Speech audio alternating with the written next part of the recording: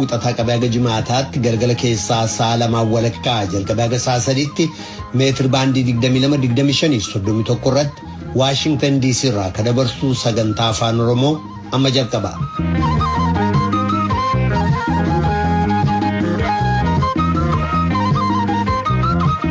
Dhaggeeffattoota keenya jaallatamoo fagoof dhiyoodhaa raadiyoo marsaa intarneetiif saatalaayitiin Naayilsaatiin akkasumas feesbuukiidhaan sagantaa keenya hordofaa jirtan martinuu nagoomiin keenya bakkawwan jirtanitti sinaa dhaqqabu akka mooltan.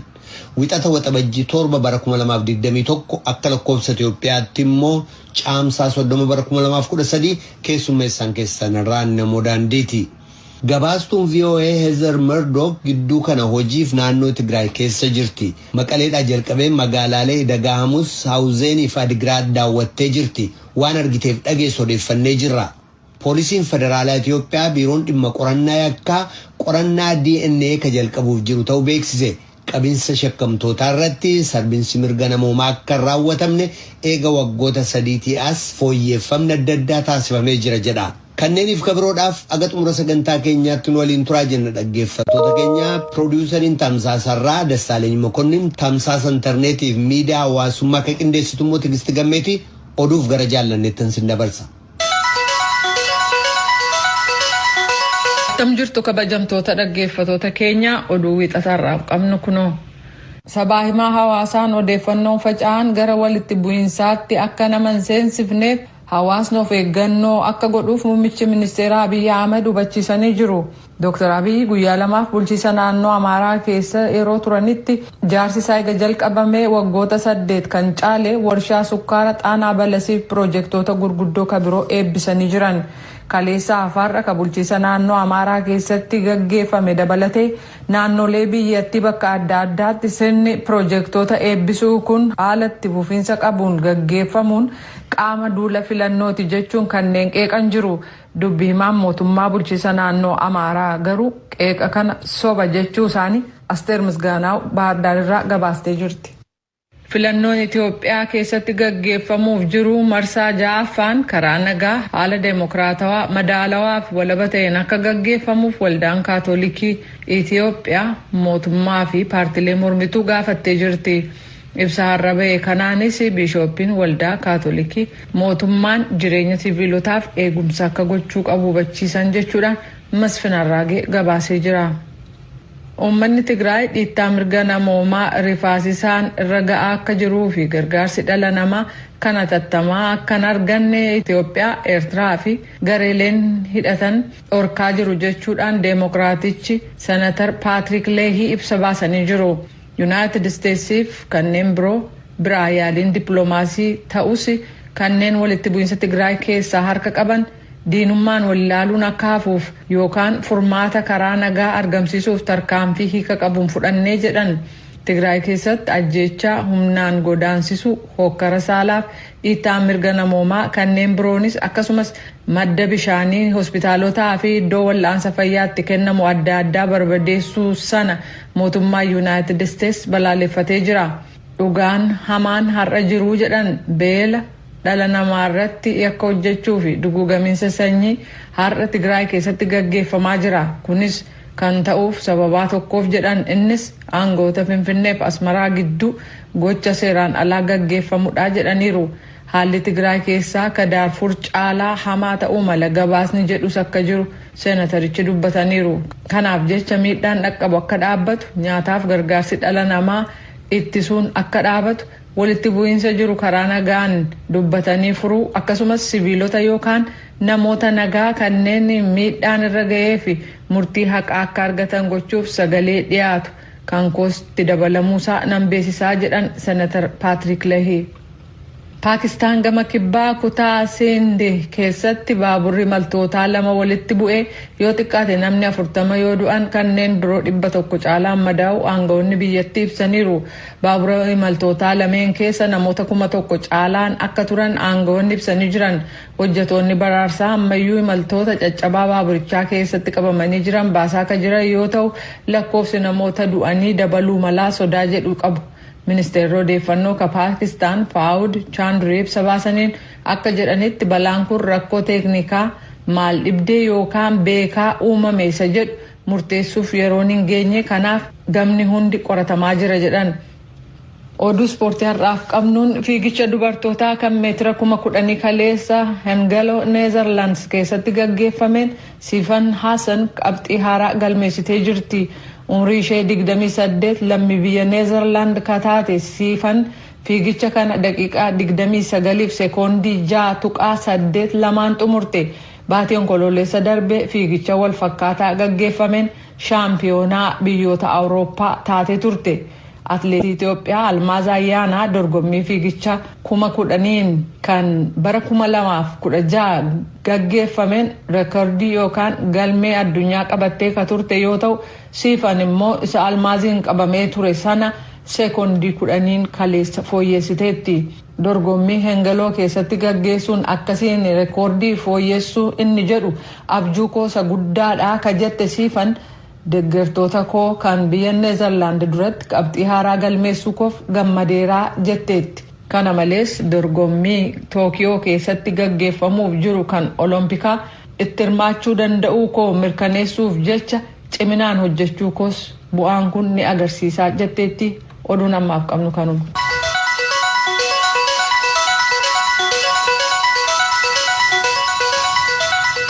Karagaa jirtanas Washington DC irraa ka dabru raadiyoo sagalee Ameerikaa sagantaa afaan Oromooti.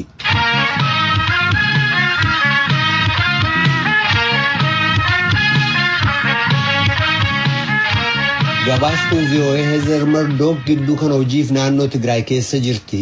Maqaleedhaa jalqabee magaalaalee Dagahamus, Awuzeeniif Adigraad daawwattee jirti. Waa'illi keenya kutaa afaan Amaaraa Eden Baqqalee ganamarraa Heezerii naasufsiistee jirti. Bafqaaduutu dhiyeessa. Heezer Mardook magaala Maqalee keessatti keessumaa immoo ijoolleewwan waraana keessatti madaa'anii hospitaala Haydar keessatti wal'aanamaa jiran arguu ishee dubbatteetti. What's happening there is horrifying. There's dozens of children with severe injuries from that. Wanti achitti ta'aa jiru suukanneessaadha. Ijoolleewwan sababa waraanaatiin madaa'anii hedduutu jiru. Mucaan tokko rasaasaan rukutame. Inni tokko immoo boombii lafa keessa awwaalamerra ijjatee madaa'e. Mucaan waggaa 4 miila isheerra billaadhaan waraanamte. Mucaan waggaa 15 qawwee snaayiparii jedhamee beekamuun rukutamtee jetti. Maatii ijoolleewwan madaa'anii hospitaala keessa jiran wajjiniin dubbachuusee kan dubbatte Heezer Mardook sababa buufanni fayyaalee baadiyyaa keessa jiran waraanaan manca'aniif yookiin immoo qoricha hin qabneef maatiiwwan ijoollee isaanii madaawanii gara Maqaleetti fiduudhaaf karaan akka torban tokko itti fudhate himan.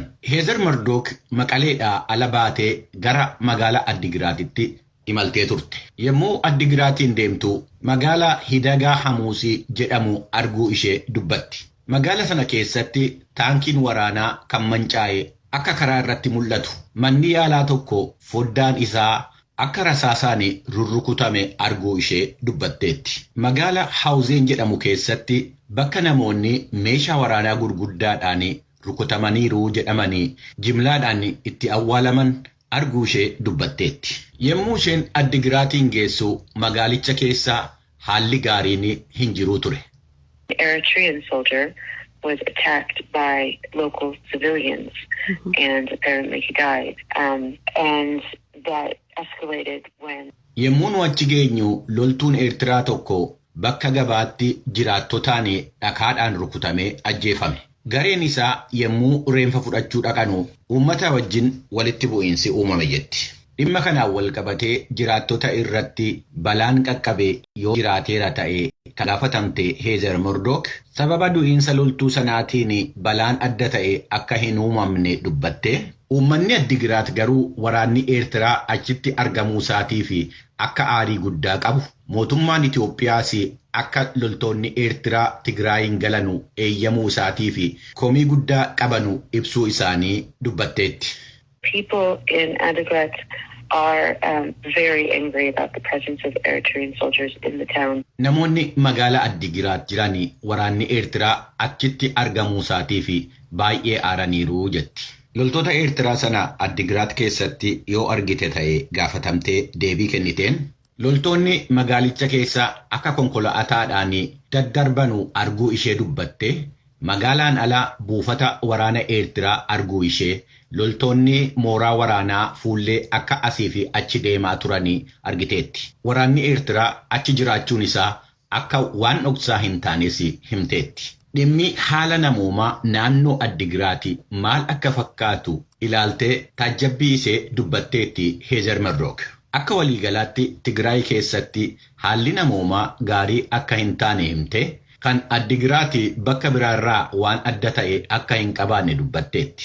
Sababa waraanaatiin namoonni qe'ee isaaniirraa buqqa'an naannoo Addigiraatis jiraachuu isaanii himteetti. Yes, there are internally displaced people there. We met some in a hospital because the camp that they had tried to go to was full. So some people were staying just in a... namoonni qe'ee isaaniirraa buqqa'an jiru. Hospitaala keessatti wal argineerra. Boroo hospitaalaatti kutaa xixiqqoo keessa jiraatu. Balaa jiru sanarraa kan ka'e namoonni qe'ee isaaniirraa buqqa'anii bakka hedduu jiru jetti. Jaarmiyaaleen gargaarsaa adda addaa akka Tigraay keessatti socho'aa jiranii kan dubbatte gaazexessiituu Murdock dhaabbanni Fannoo Diimaa jaarmiyaa dooktorota daangaa hin qabne Doctors Without Borders, World Vision fi warreen biraas hedduun akka socho'aa jiranu dubbatteetti. Mootummaanis gargaarsa godhamaa jiru keessaa harka 40 kan ta'u qooda fudhachaa akka jiru dubbatteetti. Haa ta'u malee uummata qe'ee isaarraa buqqa'e miiliyoonii 2 ol ta'u yookaan lammiilee Tigraay keessaa harki 90 gargaarsa waan barbaaduuf hunda qaqqabanii gargaaruu irratti ammayyuu akka rakkinni guddaan jiru dubbatteetti gaazexessiituun Heezer Murdock. Kadhagaa jirtan as Waashingtan DC irraa kadabru raadiyoo sagalee Ameerikaa sagantaa afaan Oromootti dhaggeeffattoota keenya gabaasaa nutti ceena. Poolisiin Federaalaa Itoophiyaa biiroon dhimma qorannaa yakkaa qorannaa DNA ka jalqabuuf jiru ta'uu beeksise. Qabinsa shakkamtootaa irratti sarbiinsi mirga namoomaa akka hin raawwatamne eega waggoota 3 as fooyyeffamni adda addaa taasifamuu ka dubbatan Koomishinarri Jeneraalaa Koomishinii Poolisii Federaalaa Dammallaash Gabre Mikaa'el biiroon qorannaa sun dhimma qorannaa yakkaa hojimaata eegumsa mirgawwan namoomaa guutummaa biyyattii keessatti hojiirra oolchuudhaaf hojjetaa jira jedhan. Biiroon qorannaa yakkaa teknooloojiin deeggaramee ka geggeessamu ta'uunillee dubbatamee jira. Saayidamtoota Finfinneerraa gabaase. Biiroon qorannoo yakkaa Koomishinii Poolisii Federaalaa riiformiiwwan haarawaan hojiirra oolche dhiittaa mirga namoomaa shakkamtootarraan karaa hin geenyeen hojii qorannoo yakkaa akka geggeeffamu kan taasisudha jechuun ibseera. Koomishinii Poolisii Federaalaatti itti aanaan Koomishinar Jeneraalaa fi itti gaafatamaan biiroo qorannoo yakkaa Koomishinar Zalaalam Mangistee akka jedhanitti jijjiiramaan as sarbamuu mirga namoomaa shakkamtootaa akka dhaabbatuuf hojiileen garaagaraa hojjetamaniiru jedhan.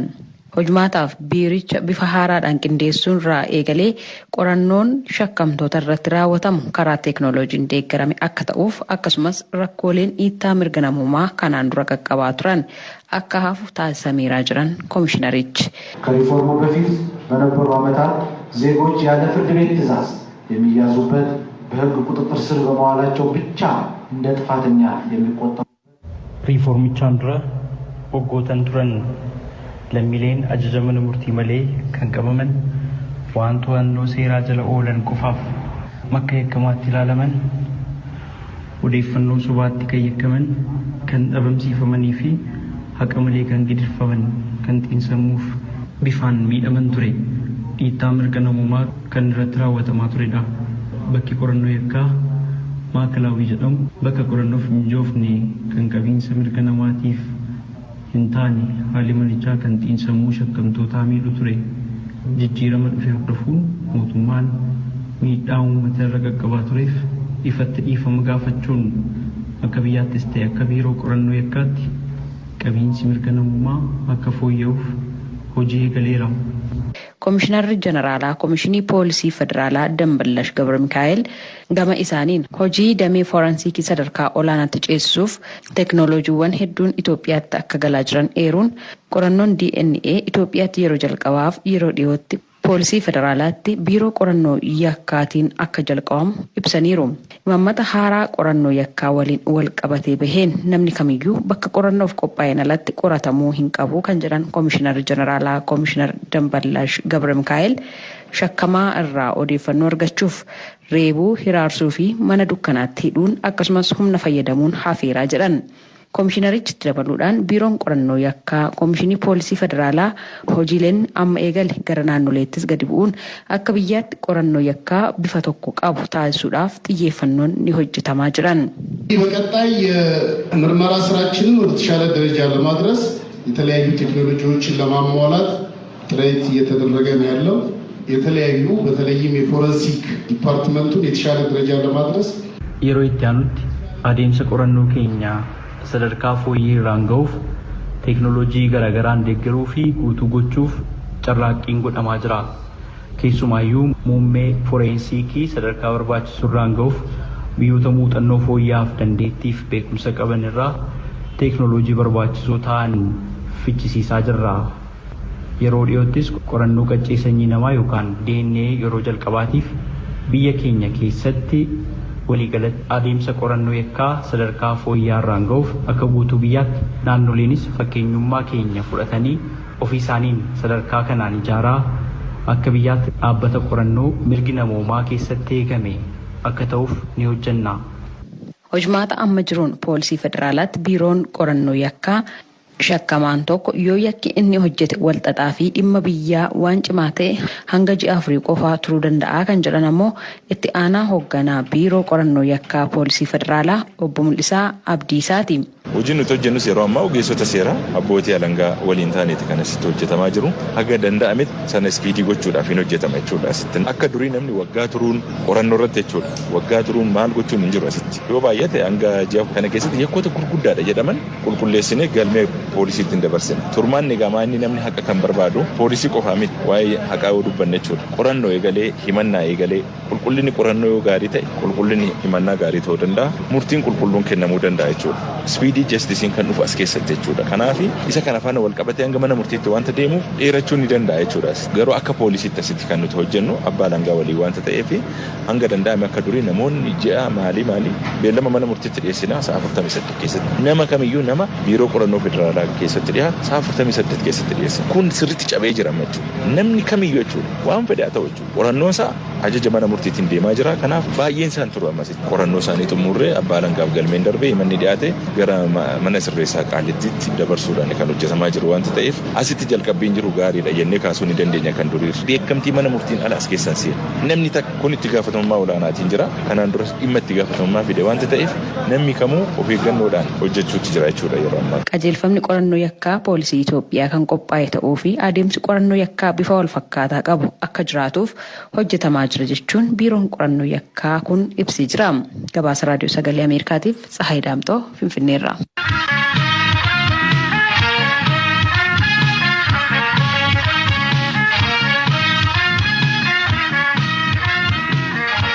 Kun raadiyoo sagalee Ameerikaa sagantaa afaan Oromooti. Keessummaan keenya irraa gaazexeessaa Ilaamuu Dajanee jedhama. Qopheessaa qophii ispoortii dirree ispoortii jedhamu yoo ta'u, yeroo ammaa gaazexeessota kanneen biroo waliin ta'uudhaan taphoota kubbaa miilaa kan biyya keessaaf biyyoota Awurooppaa akkasumas kanneen biroo FM Finfinnee 94.3 irratti tamsaasuu eega jalqabanii waggaa 5 ta'uu dubbata Ilaamuun.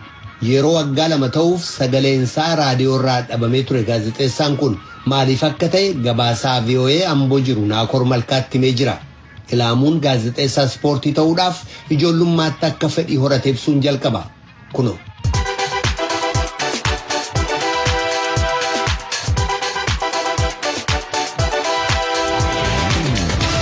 Morkii waancaa Afrikaa 32ffaatiin yeroo jalqabaaf gareewwan 24 ni hirmaatu. Wanta daa'imummaa keetiitti hawwatutu jira. Keessumattuu dargaggoonni baay'een egaa kubbaa miilaa haasawaatti kan guddannu taphachaa. Sana keessatti immoo gara barumsaa irratti xiyyeeffattu taphataa kubbaa miilaallee ta'uu baattu gaazexeessaa ispoortii ta'uun akka danda'amu waan laaltuuf gama barumsaatti xiyyeeffattu gaazexeessaa taatee damee kanarratti hojjechuudhaaf fedhiinsi keessatti uumamuun isaan oolu anis akkasumatti sanarraa kan ka'eetiin fedhiin kun natti uumameetaniin sana booddee gara barnoota gaazexeessummaatti yookaan immoo joornaalizimii kominikeeshinii sana jooyin godhee sana booddee barnoota sanaatiin xumuree gara ogummaan dormaa jaalladhuu fi hawwaa turetti seenechaadha. San booddee erga yuunivarsiitii Finfinnee irratti eebbifameeti baroottan 2000 booddee warra eebbifamne carraan hojii baay'ee dhiphaa ture. Sanarraa kan ka'e hojiillee argachuun rakkisaa ture. Garuu ani fedhii gaazexeessummaa kana waan qabuuf jecha EBC kan yeroo sana televezyiinii Itoophiyaa jedhamu kutaa afaan Oromoo seeneetiin gara waggaa tokko kafaltii malee tajaajilaatiin turechaadha. Achi keessatti kafaltii kan argadde yoo jiraate akka kafaltiitti kan jedhamu muuxannoo hojii jechuun barnoota kan inni idileedhaan argadde sana qabatamaan hojiidhaan immoo maal fakkaataa kan jedhu kan inni jalqabe ETV keessatti afaan Oromootiin tiraanspoortii akkasumas kan biroo irratti hojjetaatiin turecha waggaa tokkoof tola kafaltii malee kun egaa ogummaa sana waan hin jaalladhuuf jecha kan dalageetu mana achi hojjechuutiin Faana Broadcasting Corporate beeksisa baasii irratti dorgomeetiniin kutaa afaan Oromoo itti makameen achi hojjetaatiin turechaadha. Faanaa keessaa waggaa 3 walakkaa Faanaa keessaa hojjeteetiin odumaan achi hojjetuutiin egaa dhuunfaadhaan immoo baanee gurmuufnee maafiin hojjennu yeroo qilleensaa fudhannee afaan Oromootiin yaada jedhu dhiyeessitaniin bolla isaanii daadhiin hawwatuuti Ibrahim Haji Ali Booroo abbaa keenya abbaa uummaa keenyas isaan akkasumas ammayyuu ittaanaa ittiin mari'attee isaanis eeyyamamaa turanii dhaabbata tokko hundeessineet kanaatiin maqaa qophii keenyaa dirree ispoortii kan jedhutti mukaasnee OBN irratti jalqabne jechaadha amma waggaa 5 hojjechuu kiyya. Yeroo muraasaaf hojii addaan kutteeti kan turte ilaamu kana jechuun akka durii gara dirree ispoortiitti dhuftee sagaleedhaan taphoota taphataman sanaa dabarsaan turre yeroo waggaa tokko waggaa 2 ta'uuf jechuudha. Mee yeroo sanatti maali wanti si quunname waan sana keessa akkamiin baate? Wanti hundumtuu qormaata yookaan immoo waan gufuu namatti ta'u hin dhabu. Hojii keenya keessatti gufuun jiru gama aartii kanaatiin namoonni jiran iddoo isaanii ni hubatu jedhee ittiin yaada. Keessumattuu hojii dhuunfaa gama miidiyaa irratti hojjetamu kanan adeemtu akkuma aartii keessatti jiru. Gama ispoonsaraatiin fi kanneen biroo hojii wal qabatee rakkoon kan qormaanni guddaan ni jira. Sanas ta'u garuu inni guddaan of kennanii hojjennaan akka garaallee ta'uu baatu waan hojii sanatti fufsiisuu danda'u hin dhabamu.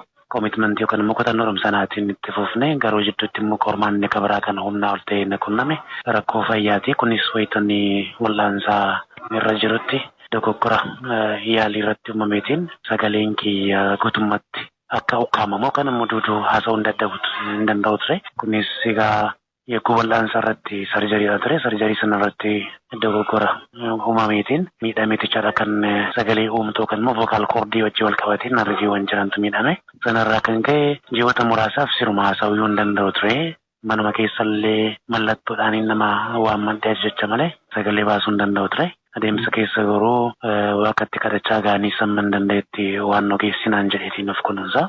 Adeemsa keessa sanatti fooyya'aa dhufe amma waggaa 2ffaa kiyya irratti yeroo jalqabaaf gara miidiyaatti deebi'e jechaadha. Waggaa 2 olmoostaan gama miidiyaatiin duubarra jira achirraa nan gargaara namoota na gargaaranii na wajjin hojjetan malee ofii kootii sagaleedhaan hojjechuudhaaf hin danda'u ture. Maaliif sagaleen kun dhaga'amu yoo beellee dubbadhe agayya dhufutu waggaa 2 guutee erga sarjarii hojjetadhe adeemsa keessa natti wayyaa dhufe malee gongomaa haasa'uudhaaf rakkachaan ture jechaadha. Haalli ittiin sagaleen kee kun akka durii sanatti deebi'uu danda'u hin jiraata laata? Ogeessota fayyaa subsiistee qabdaa. Gama ispoortii kanaan gama gaazexeessummaa kanaanii gara fuulduraatti laamuun maali yaadisaa? Duraatiin egaa haasa'uu hin danda'u amma garuu xiinxala kennuu danda'a taa'e akka durii sana sagalee baasee miira keessa galee isaan bashannansiisaa isaan qabiidhaan dirree keessa isaan seensisee ofii kootii hojjechuu baaddus ijoollee sana hojjechuu danda'an of biratti fidadhee jira. Dirreen ispoortii itti ufaati kan jiru jechaadha. Ani ammoo itti deebi'eetiin jira xiinxalaatiin. Gama sagaleetiin garuu deebi'ee akka duraa sana ta'uudhaaf haala amma jiruutiin abdii qaba. Normaalii sagaleen kiyya amma fooyya'insi inni yeroo kana keessatti jiru fooyya'insa guddaadha. Gama ogummaatiin wanti nani mari'achiise biyya keessaatii wanti natti himan carraan isaanii jira. Garuu gama biyya alaatiin immoo dhaqxee yoo wal'aanamte sarjariidhaan biyya kana keessatti sarjariin bifa sanaan jiru. Garuu kosmoo sarjarii waan jedhamu kanaaf kaasanii bifa sanaatiin bakkatti deebi'uun ni danda'ama. kan jedhan as kaasane ammaa fi sarjarii isaa yaalaa sana deemuu hin yaadne akkuma fedha waaqaa adeemsa keessa akkuma ammanaa fooyyee kana gargaraatti akkanaa deebi'uutiin hawaasuma eeggachaatiin jira. Hojiidhaan garuu amma xiinxala kennaan hin deema. Gama biraatiin immoo hojii tamsaasa kallattii kanarratti hojjennu kana bal'isuudhaan gama miidiyaa hawaasummaatiinis ta'ee kanneen birootiin diijitaal miidiyaa irratti weebsaayitii fi akkasumas sooshaal miidiyaa irratti qophiiwwan ispoortii odeeffannoowwanii fi akkasumas xiinxaloota ispoortii irratti jiran hojjechuudhaaf karoorfannee irratti hojjetaati kan jiru. Kana yoo rabbi jedhe yeroo dhiyoo keessatti gara hojiitti seenuu ni danda'ama. Ammaaf gama sooshaal miidiyaatiin feesbuukii irratti hin hojjetaatiin jirra. Dabalataan weebsaayitii fi kanneen biroo irrattis bal'inaatiin hojjechuudhaaf itti deemaatiin jira jechaadha. Karoora baasnee hojjetaatiin jirra. Yoo rabbi jedheedha yeroo dhiyoo keessatti garasitti deemna jechaadha. Taphattootni liigiiwwan Awurooppaa irratti goobanan kan akka Moo Saalaa, Saadiyo Maanee, Real Mahrez, Victor Wainamaa fi kanneen biroo waliin morkatu. Dirree Ispoortii. Kan dhagaa jirtanas Washington DC irraa dabru raadiyoo sagalee Ameerikaa sagantaa afaan Oromooti.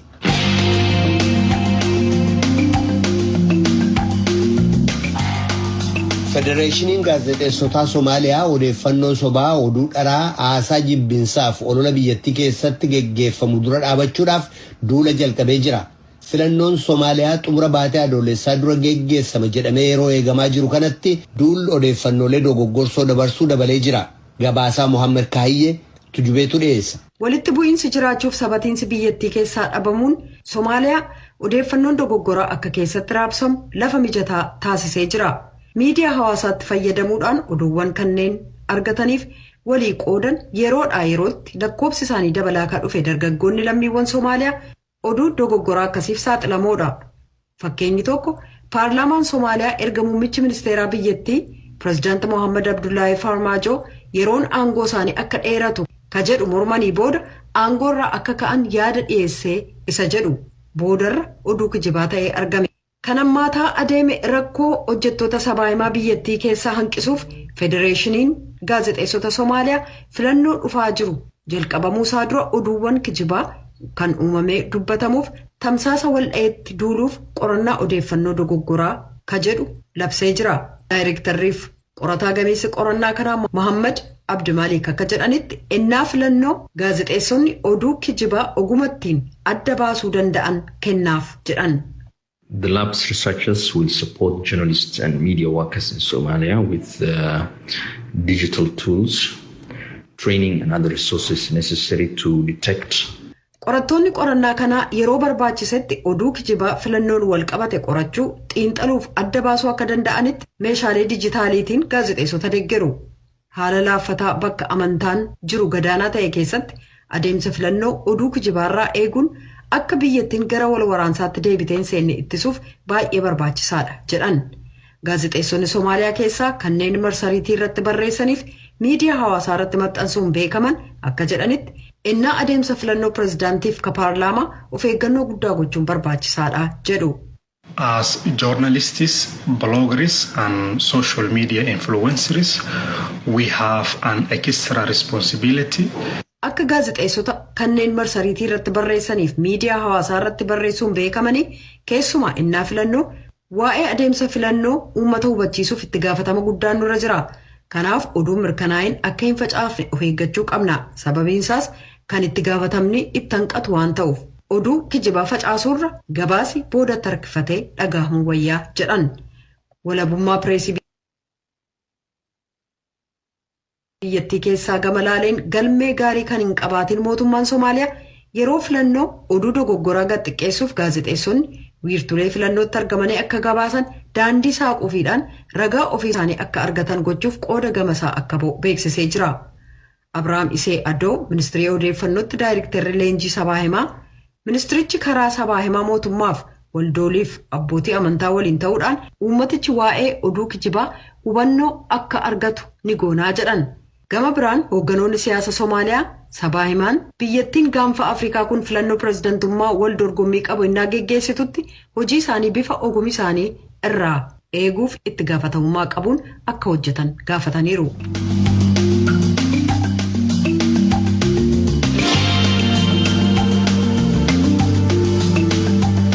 raadiyoon sagalee Ameerikaa galgala keessaa sa'a lama walakkaa jalqabee haga sa'a sadiitti meetir baandii 22 yookaan kiilooheerzii 13,765 irratti meetir baandii 25 yookaan kiilooheerzii 1240 irratti akkasumas meetir baandii 31 yookaan